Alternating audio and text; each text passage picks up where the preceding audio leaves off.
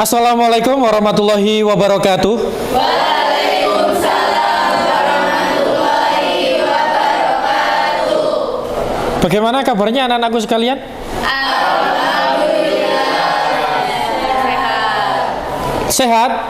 Sehat. Oke, alhamdulillah semuanya sehat. Sebelum itu kita doa dulu ya untuk mengawali pembelajaran hari ini. Mudah-mudahan kita diberi kelancaran dan dimudahkan untuk memahami materi yang akan kita pelajari. Ketua kelas silakan dipimpin berdoa. Mengawali pembelajaran, mari kita mengucapkan bismillahirrahmanirrahim bersama-sama. 1, 2, 3. Bismillahirrahmanirrahim. Abdi Pasya. Hadir. Rafif. Marcella. Hadir. Oke, hadir semua hari ini alhamdulillah. Pak Wahyu ajak main tepuk-tepukan dulu seperti biasa. Kalau Pak Wahyu bilang tepuk 1, oke, tepuk 2, tepuk 3, tepuk 4,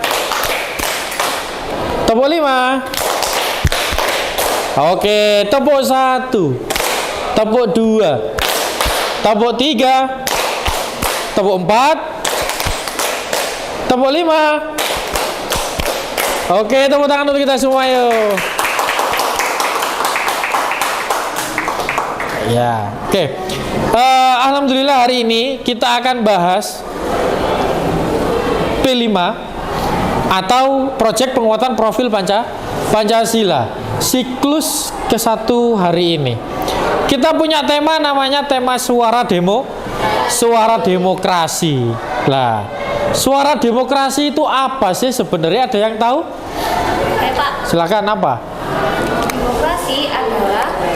demokrasi sekolah adalah kegiatan yang mengajarkan siswa untuk memahami demokrasi dalam organisasi sekolah dan lingkungan masyarakat. Suara demokrasi juga mengajarkan siswa tentang kepemimpinan dan organisasi. Oke, kalau kita ngomong demokrasi secara umum itu diartikan sebagai pemerintahan yang dari rakyat, oleh rakyat, dan untuk rakyat. Nah, kalau kita implementasikan di sekolah berarti dari siswa, untuk siswa, oleh siswa. Semuanya masuk ke siswa. Gitu ya. Tujuannya apa, Pak? Ada beberapa tujuan yang akan kita capai. Satu adalah memahami penerapan demokrasi di sekolah. Yang kedua, menyiapkan kader kepemimpinan yang demokratis. Yang ketiga, melatih siswa berorganisasi. Yang keempat, menyalurkan minat dan bakat siswa dalam berorganisasi. Yang kelima, kita punya tujuan menerapkan sistem demokrasi di sekolah. Yang keenam, mendapatkan pengalaman tata cara pemilihan. Baik, kita tonton satu video yang akan Pak Wahyu tampilkan. Nanti kita akan analisis bersama-sama. 290 pemilih yang masuk dalam daftar pemilih di TPS 05, Kelurahan Larangan Utara, Kota Tangerang, mengikuti simulasi pemungutan dan perhitungan suara pada Selasa siang. Simulasi ini digelar sebagai sosialisasi tata cara dan aturan di TPS, baik bagi petugas KPPS maupun pemilih. Mulai dari pendaftaran, penerimaan surat suara, pencoblosan, hingga penggunaan tinta setelah mencoblos. Kalau kendala ya mungkin dari waktunya aja kita harus menunggu untuk mereka pada ngitung dulu dan lebih awal.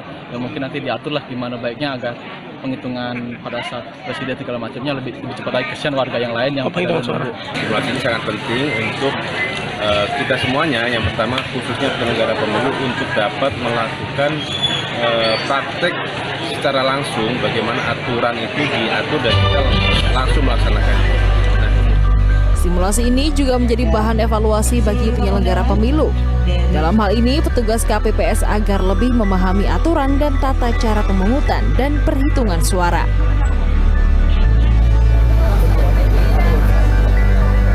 Simulasi pemungutan suara ini digelar di Kompleks Islamic Center. Dalam kegiatan ini, KPU melibatkan seluruh DPT yang masuk dalam TPS 25, Kelurahan Pasar Batang, Kecamatan Brebes. Pada acara ini diperoleh durasi waktu yang diperlukan untuk menggunakan hak pilih.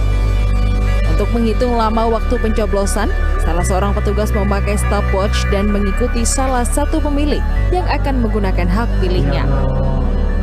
Rata-rata pemilih membutuhkan waktu paling cepat 2 menit 30 detik, sedangkan paling lama 4 menit 14 detik. Hitungan waktu ini dimulai sejak pemilih menerima surat suara, kemudian mencoblos 5 lembar surat suara, memasukkan kertas ke kotak, dan mencelupkan tinta. Ada beberapa hal yang membuat beberapa pemilih membutuhkan waktu lebih lama. Salah satunya adalah kesulitan saat akan mencoblos di bilik suara dan banyaknya kertas suara yang membuat bingung pemilih. Tim Liputan CNN Indonesia.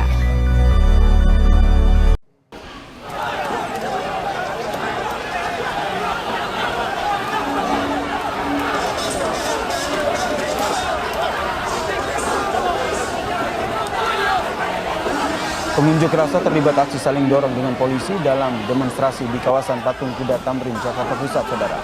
Kericuhan terjadi saat polisi berupaya mendorong mundur massa dan memintanya untuk membubarkan diri. Demo digelar mahasiswa untuk memprotes 10 tahun kepemimpinan Presiden Joko Widodo.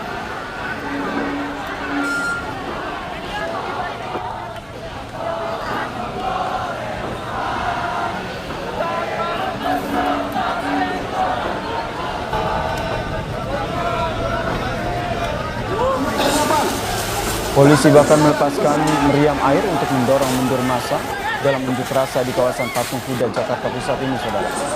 Pembubaran dilakukan polisi lantaran demo dinilai telah melewati batas waktu. Baik, anak-anakku sekalian, di antara 2 video yang sudah Pak Wahyu tampilkan barusan, kira-kira manakah yang disebut dengan demokrasi? Video 1 atau video 2? Video 1. Yang setuju video 1 adalah bentuk dari demokrasi, angkat tangan. Semuanya setuju. Terus siapa yang setuju kalau video yang kedua adalah bentuk dari demokrasi, angkat tangan. 1 orang. Jadi menurut kalian, ketika kita datang nyoblos ke TPS, memberikan suara, memilih, itu yang disebut dengan demokrasi. Sedangkan yang membakar ban, berkumpul dalam satu tempat, menyuarakan suara, itu bukan demokrasi. Lalu ketika Pak Wahyu tanya tadi, kenapa kok paling banyak setuju video 1? Kok enggak 2-2? Masih berpikir. Oke. 2 video yang Pak Wahyu tampilkan tadi, baik video 1 maupun video 2, sama-sama bentuk representasi dari demokrasi. Bapak founding father kita mengakui bahwasannya kebebasan pendapat itu dilindungi oleh undang-undang, diatur di dalam undang-undang. Tapi kalau kita ngomong memang benar pendapatmu yang kamu kemukakan di depan umum itu dilindungi undang-undang. Tapi apakah kamu bisa sebebas-bebasnya dalam mengemukakan pendapat? Tidak. Kita masih terikat dengan satu norma. Kita harus bisa membedakan mana kritikan dan mana cacian, mana makian dan lain sebagainya. Jadi kamu memang benar bebas mengutarakan pendapat, baik di ranah privat maupun di ranah umum, sendiri maupun berserikat atau berkumpul di suatu tempat yang diinginkan. Nah, itu bebas, tapi harus tetap mematuhi undang-undang.